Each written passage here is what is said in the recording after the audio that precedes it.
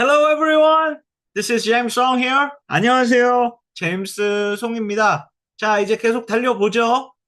다시 영상 보러 와주셔서 정말 감사하고요. 자, 이제 Inside Job, Movie Review, 이제 본문 Part 1을 한번 시작해 보도록 하겠습니다. Part 1은 How We Got Here. 그러니까 미국 금융업계의 규제에 대한 역사. 그러니까 어떤 규제가 어떻게 있어 왔길래 이 지경이 됐나. 요거에 대해서 우리가 볼 수 있는 파트입니다. 자, 그러면 역사죠. 한번 알아보겠습니다. 자, 그래서 이제 맷 데이먼 나레이터는 얘기합니다. Great Depression이 끝나고 나서 그러니까 1940년이 되겠죠?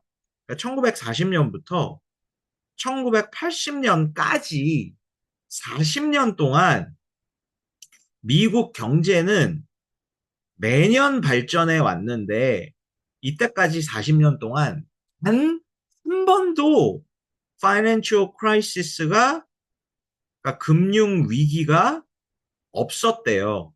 Not even once. 단 한 번도. 오케이? 단 한 번도 없었는데 그 이유는 뭐냐면은 업계가 되게 타이트하게 규제되었기 때문입니다. 라고 이 영화는 주장합니다. 자, 그러면, 옛날에는 금융산업이 어떤 구성과 구조와 규제를 가지고 돌아갔는지 좀 알아보죠. 그러니까 1940년대부터 1980년 전까지요. 디레귤레이션이 되기 전까지. 자, 그러니까 파이낸스 산업을 여러 가지 기관이 있지만, 은행만 있는 건 아니지만, 가장 크게 금융기관을 나누자면은, commercial bank와 investment bank가 시장을 양분한다. 이렇게 얘기를 할 수가 있을 거예요. 그래서 커머셜 뱅크는 뭐냐면, 우리 동네 은행이에요. 그러니까 제 돈이 들어가 있는 은행. 그러니까 법적으로 개인의 deposit, saving, 저축 금액을 받을 수 있고, 그러니까 법적으로 그거를 받을 수 있고, 그 다음에 이런 은행은 뭐 여러 가지를 많이 하겠지만, 대표적으로 파는 금융 상품은, 그러니까 미국에서는 mortgage라고 하죠. mortgage. 주택담보대출이 상품의 주가 되고, 그러니까 예금하는 돈을 받을 수 있는 기관. 그게 커머셜 뱅크고요. 그다음에 인베스트먼트 뱅크는 이름이 얘기하듯이 좀 자유롭게 뭐가 됐든 투자를 해서 창의적으로 그 기관이 돈을 벌게 자유롭게 좀 놔두는 조금 더 큰 위험을 가진 이런 행위를 해도 그거를 놔두는 게 인베스트먼트 뱅크예요. 그 대신에 인베스트먼트 뱅크는 법적으로 개인의 그러니까 일반 사람들의 저축을 받을 수 없게 규제를 해요. 그게 인베스트먼트 뱅크예요. 그러니까 여기서 중요한 건 뭐냐면 커머셜 뱅크는 개인의 저축 금액을 받기 때문에 커머셜 뱅크는 이 돈을 지켜야 되고 이 돈을 인베스트먼트 뱅크가 하는 것처럼 되게 위험한 부가가치가 높지만 위험성이 높은 투자 상품에 개인의 저축 예금 돈을 마음대로 투자할 수 없게 규제가 돼 있어요, 법적으로. 그게 이제 커머셜 뱅크의 중요한 규제예요. 왜냐하면 이 돈은 마구잡이로 썼다가 다 날리면 개인의 예금을 날리는 거니까 그건 안 되겠죠. 그런 규제를 가지고 있고 인베스트먼트 뱅크는 아까 말씀드렸듯이 좀 자유롭습니다. 그런데도 불구하고 미국에서 1940년대부터 한 2, 30년 동안은 이것도 사이즈가 되게 작고 스몰 사이즈 컴퍼니로 운영이 됐으며 법인이 아니라 보통 파트너십이었대요. 그러니까 이 비즈니스는 투자할 돈을 가지고 올 게 진짜 파트너들이 자기 돈을 투자를 해가지고 이 인베스트먼트 뱅크를 운용을 하거나 밖에 있는 돈이 많은 법적으로 그 돈을 써도 된다고 하는 대형 투자자들한테 투자를 받아서 그 돈으로 투자를 해가지고 이윤을 남길 수 있겠죠. 그래서 하여튼 이 영화에서는 아주 옛날에는 파트너십 비즈니스라 이 파트너들의 본인의 돈으로 투자를 했대요. 그러니까 되게 조심했겠죠. 자기 돈을 쉽게 날리고 싶지는 않았을 테니까요. 오케이? 요렇게 됐고, 그 다음에 중요한 게 Glass-Steagall Act라는 법이 있는데 이 두 개를 그렇기 때문에 아주 극명하게 섞이지 않게 두 개의 분리된 카테고리로 나누는 법이 Glass-Steagall Act예요. 즉슨 커머셜 뱅크 비즈니스랑 인베스트먼트 뱅크 비즈니스는 절대 인수합병이나 M&A를 할 수 없고 이 두 개 업종은 완벽하게 분리되어야 한다.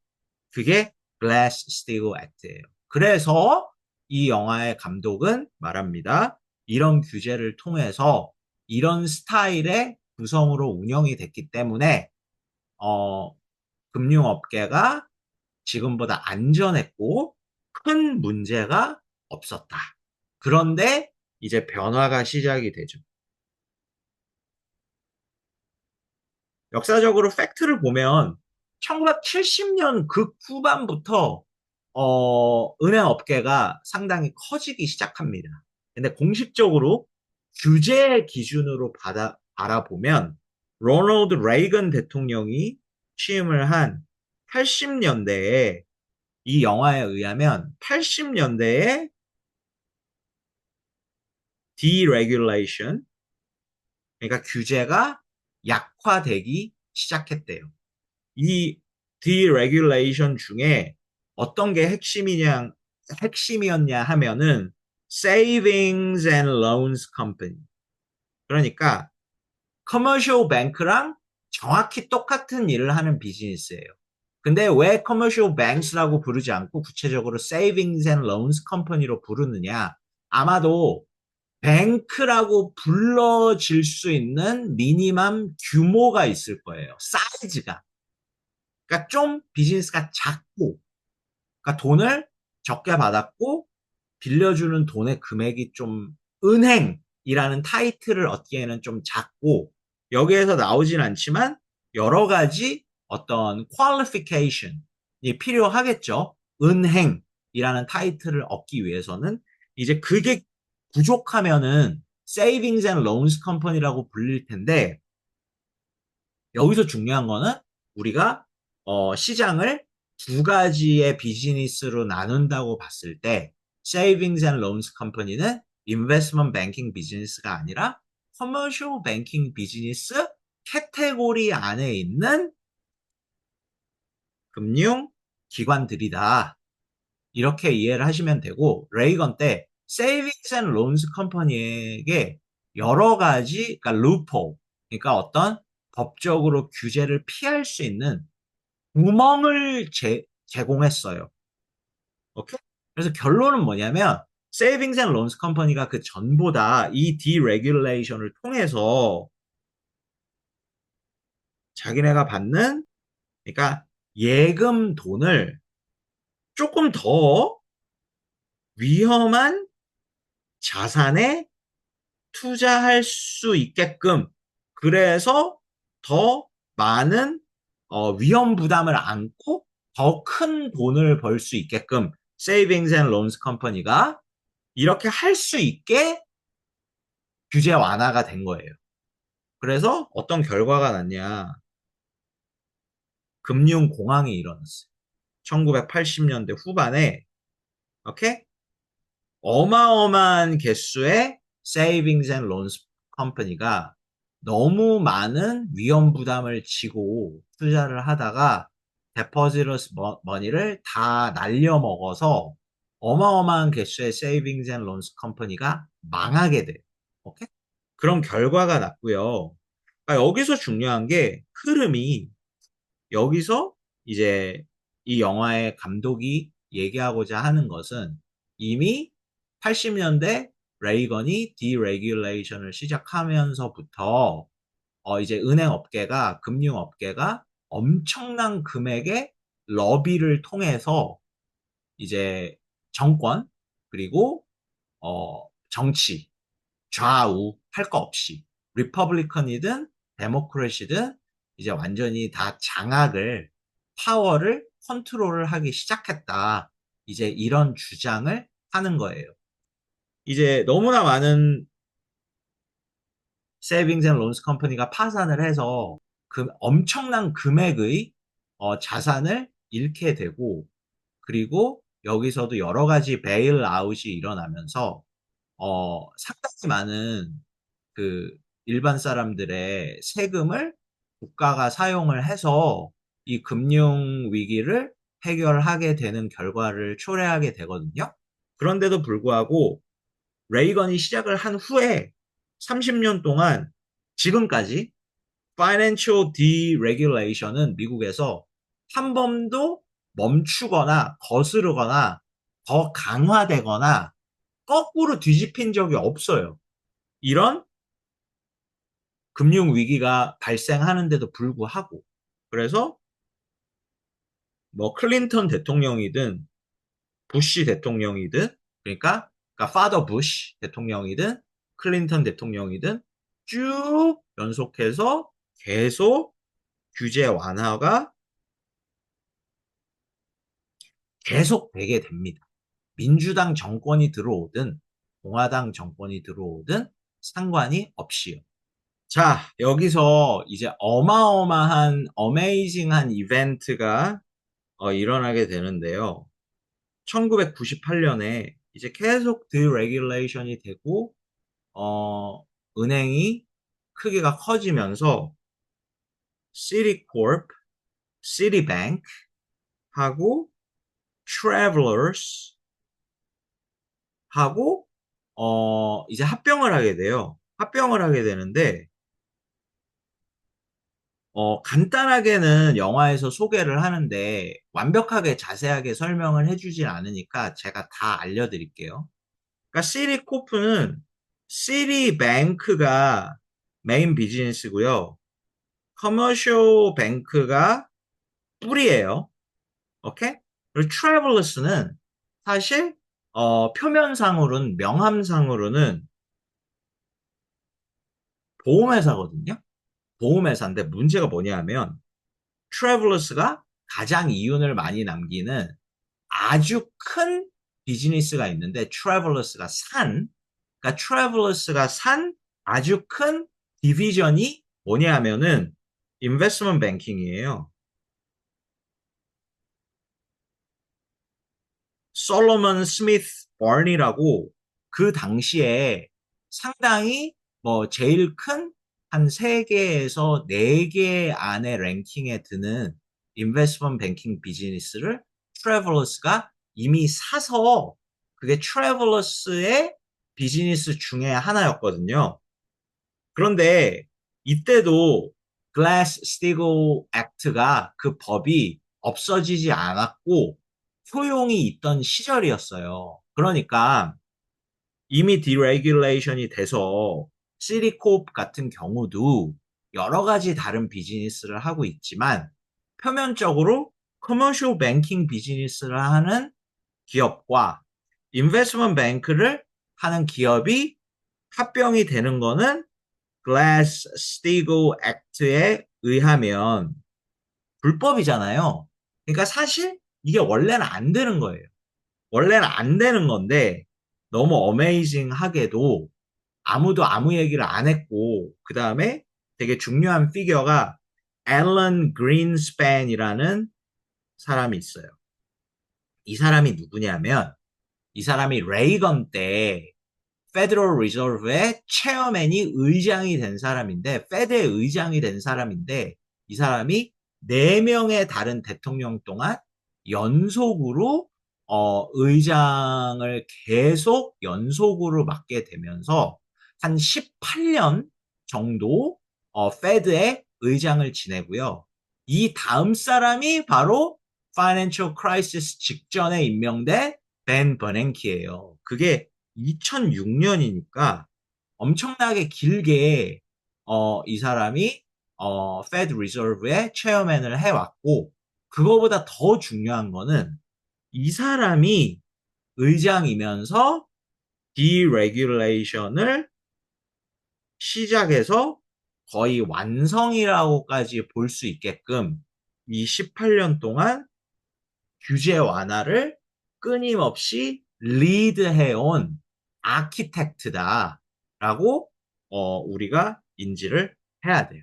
그래서 시티콜프랑 트래블러스가 멀지를 하는데 페드 리저브의 의장이 아무 소리를 안 했고요. 원래 규제를 해야 되죠. 너 불법이야, 하지 마.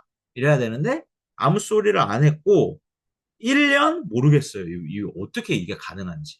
1년 유예 기간을 줬다고 해요.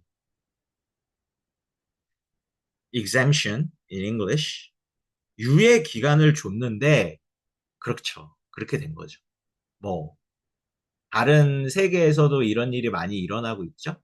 그러니까 뭔가 불법인 거를 합법으로 만드는 과정이 1년 유예 기간 안에 새로운 법을 통과를 시켜가지고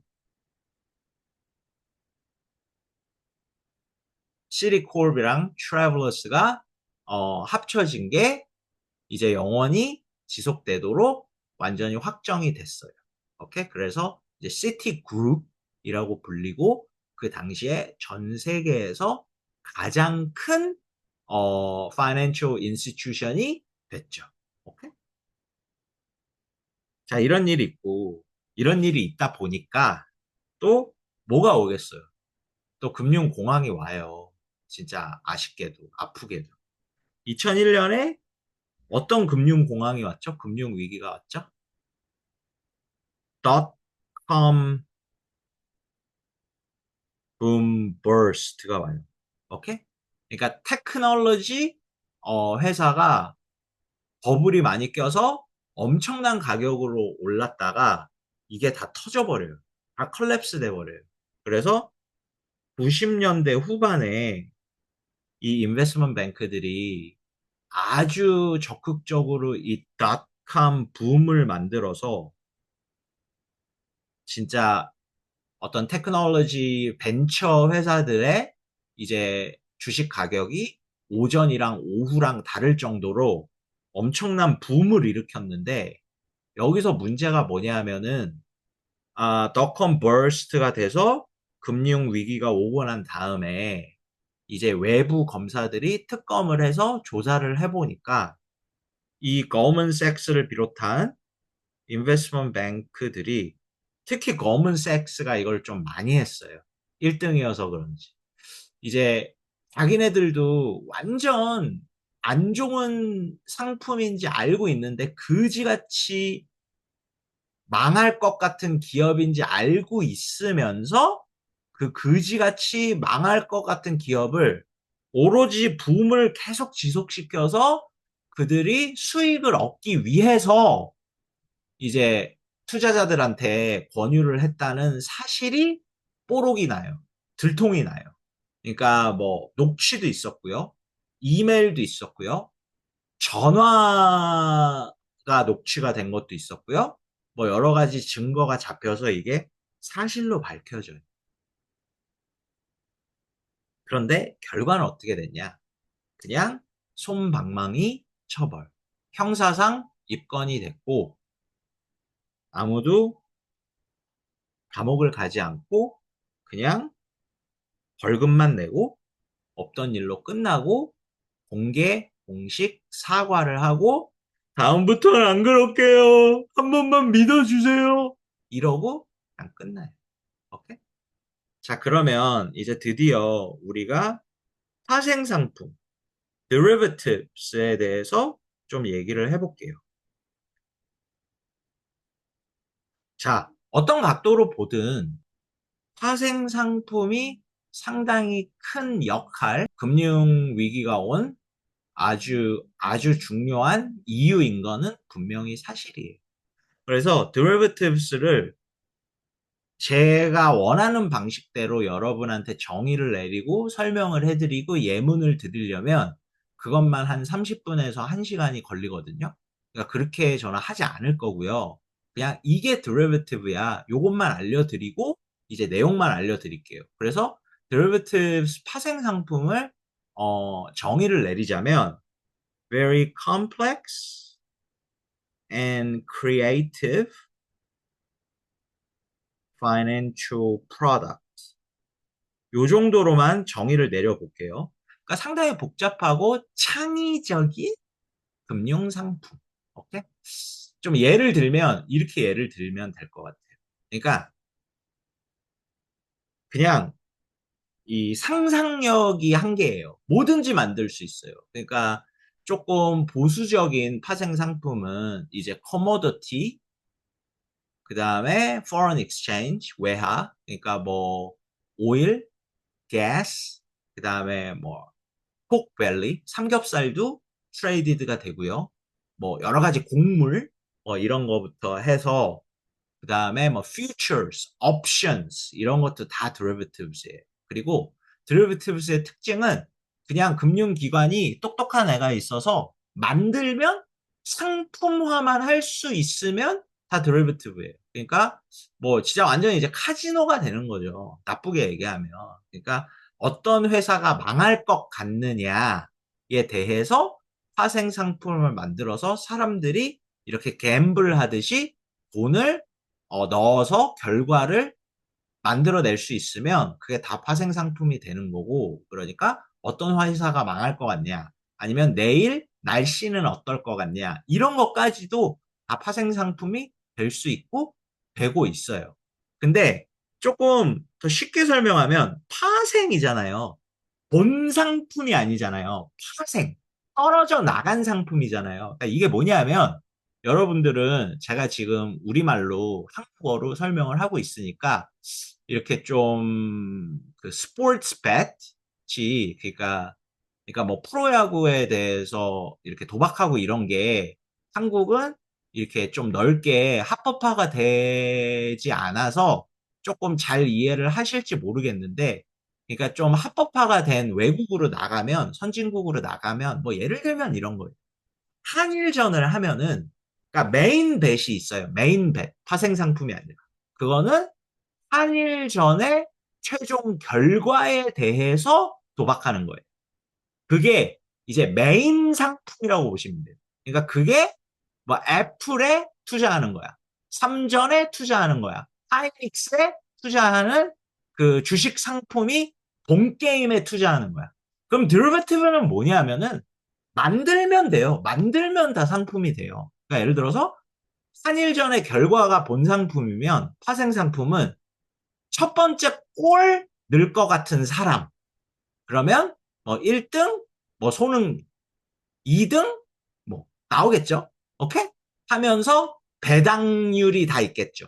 그러니까 아무래도 파생 상품이 맞히기가 어려울 테니까 투자자 입장에서는 좀 배당률이 높겠죠.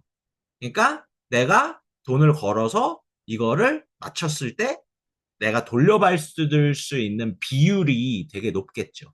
하지만 맞추긴 어렵겠죠. 그러니까 위험도 높고 수당 벌어들이는 것도 그러니까 상당히 사행성이 짙어질 수밖에 없고요. 그러다 보니까 이거를 만들어내는 은행들은 웬만해서는 걸릴 가능성이 적다 보니까 적어도 그렇게 생각할 테니까요. 본 게임이 아니니까 어 되게 큰 이윤을 벌어들일 가능성이 높을 거예요. 만들어내고 팔아먹을 수만 있다면. 자, 그러면 이거는 두 가지 뷰가 있는데 이거는 주관적인 거예요. 팩트가 아니에요. 드리버티브를 옹호하는 사람들은 오히려 파생 상품이 있는 게 시장을 더 안정시킨다. 라고 얘기를 해요. 그러니까 그렇게 사용하면 안정될 수 있죠. 그러니까 제가 여기서 옵션을 다 설명을 할 수는 없어요. 너무 길어지니까. 근데 내가 애플을 샀는데 애플이 가격이 떨어질 것 같아. 근데 내가 너무 많이 샀어. 그리고 내 자산이야. 그래서 이 위험을 좀 분산시키고 싶어. 그러면 그거를 분산시킬 수 있는 파생 상품이 존재해요. 그래서 그거를 좀 사면서 보험 들듯이 애플이 오르면 이 파생 상품에서 이익을 제가 못 얻어도 그냥 보험이었으니까 애플이 주가가 오르면 그냥 이걸로 내가 돈 벌고 애플이 주가가 떨어지더라도 여러 가지 창의적인 파생 상품이 있어서 요걸로 그거를 해칭이라고 하거든요. 영어로 해치. 오케이? 해서 밸런스란 뜻이에요. 해서 애플이 가격이 좀 떨어졌을 때 내가 카운터 밸런스를 할 수 있는 용도로 영리하게 보수적으로 잘 쓰면 파생 상품이 시장을 더 안정화시킬 수도 있어요. 오케이? 하지만 반대로는 뭐 워런 버핏까지도 워런 버핏이 제가 기억하는데 derivatives are mass weapons of destruction for financial market 뭐 이런 말을 한 적이 있습니다. 그러니까 굳이 부정적으로 보자면 사행성이 아주 높아지기 때문에 거의 도박에 가까운 엄청난 위험 부담을 안고 엄청난 이윤을 노리는 이제 시장이 이렇게 사실성화될 수 있다는 거죠. 그러니까 우리가 불가능할 수도 있지만 정말 어려운 거는 리스크를 그대로 유지하거나 리스크를 최대한 줄이면서 이윤도 올리는 거는 엄청나게 어렵겠죠. 하지만 리스크를 엄청나게 올리면서 이윤율을 엄청나게 올리는 건 되게 쉬워요. 그게 갬블링이거든요. 그게 도박이잖아요. 그게 카지노. 제일 대표적인 거. 홀짝. 한국 사람이 좋아하는 거 뭐죠? 바카라. 예. 그러니까 이렇게 된다 이거예요, 시장이. 그러니까 더 위험해진다는 거죠. 이런 두 가지 뷰가 공존을 합니다. 아시겠죠? 자, 그래서 근데 문제가 뭐냐면 이미 90년대 후반이 됐을 때 정확한 금액이 기억이 나진 않는데 derivative 시장이 무슨 50 트릴리언인가? 뭐 빌리언인가? 뭐 말도 안 되는 금액의 엄청난 큰 시장이 돼요. 즉슨 인베스트먼트 뱅스들은 이런 창의적인 derivatives 상품을 만들어서 엄청난 이윤을 어, 끌어들이고 있다라고 이해를 하면 되겠죠. 그러니까 큰 시장이 되는데 이 시장이 레귤레이션이 강하지가 않거나 거의 없어요. 그리고 이거는 진짜 투마치 인포메이션인데 익스체인지에서 트레이드 되는 드리버티브도 있어요. 오일 같은 거. 되게 대표적인, 그쵸? 그러니까 되게 큰 상품이죠. 그런데 derivatives는 그냥 야매로 만들어서 창의적으로 진짜 도박하듯이 사고 파는 상품들도 많기 때문에 over the counter의 줄임말이에요. OTC가. 그러니까 익스체인지에서 거래되지 않는 것들도 있어요. 그냥 서로 어그리만 해서 전화로 트레이드를 하는 상품들도 많이 있거든요. 그러다 보니까 레귤레이션이 거의 없거나 아예 없어요. 그게 문제고 그래서 뭐 한쪽에서는 레귤레이션이 없어야 된다. 아니면 줄여야 된다. 자유롭게 시장을 돌려야 된다. 앨런 그린스팬 and Larry Summers. 오케이? 그리고 반대쪽 이 영화의 다이렉터 같은 사람들이나 영화에서 다이렉터랑 동의하면서 이제 이 인터뷰에 응한 많은 사람들은 뭐 하는 거냐. 레귤레이션 빨리 만들어라. 이거 시한폭탄이다. 이러다가 시장 폭발한다. 빨리 제발 좀 레귤레이션 좀 만들어라. 이렇게 부딪혔어요. 그래서 결과는 어떻게 됐을 것 같아요? 이미 아시죠? 오케이? 금융공황이 왔잖아요. 금융위기가 왔잖아요. 2008년에. 그러니까 2000년에 오케이? 그러니까 이거를 이끈 대표적인 Treasury Secretary, 그러니까 외국으로 말하면 뭐 Finance Minister, 그러니까 한국식으로 얘기하면 재무부 장관이 Larry Summers라는 사람이에요. Larry Summers라는 99년인가?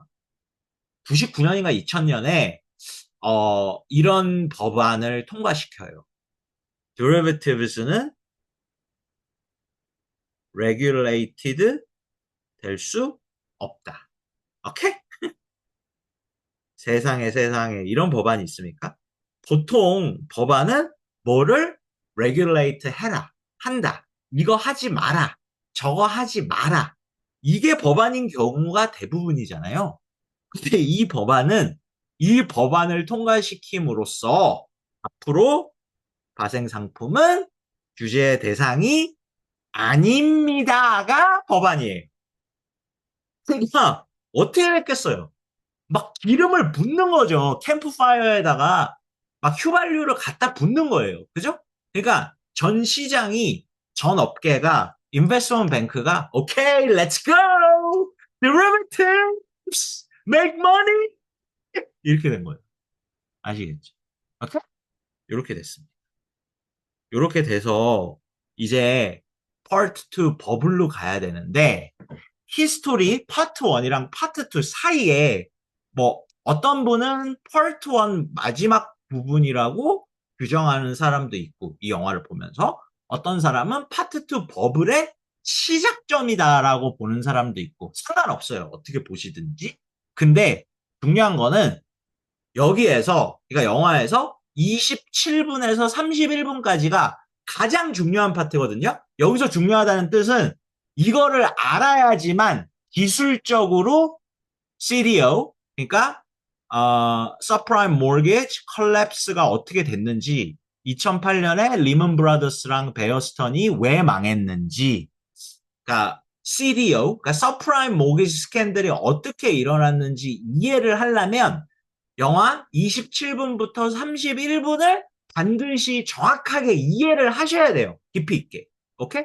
그러니까 이미 시간이 너무 많이 흘렀기 때문에 이제 그거부터 시작해서 끊고 또 버블은 그 다음에 하든지 아니면 그러면 너무 이게 많아지니까 에피소드가 다음 에피소드에 잠깐 쉬고 다음 에피소드에 제일 중요한 파트를 아주 자세하게 설명을 해드리고 가능하면 파트 2까지 연결해서 버블 파트까지 다음 비디오에 진행을 해드리도록 하겠습니다. 자, 그래서 이렇게 여기까지 해서 Part 1 History How We Got Here 그러니까 1940년 특히 1980년대부터 미국 금융업계가 어떤 식으로 디벨롭이 돼서 이 지경이 됐는지 아니면 이 상황이 됐는지 이렇게 우리가 알아봤습니다. 재밌었으면 좋겠고요. 다음 비디오에서 꼭 제일 중요한 파트 반드시 시청해 주시기를 부탁드리겠습니다. 다음 에피소드에서 뵐게요. 감사합니다.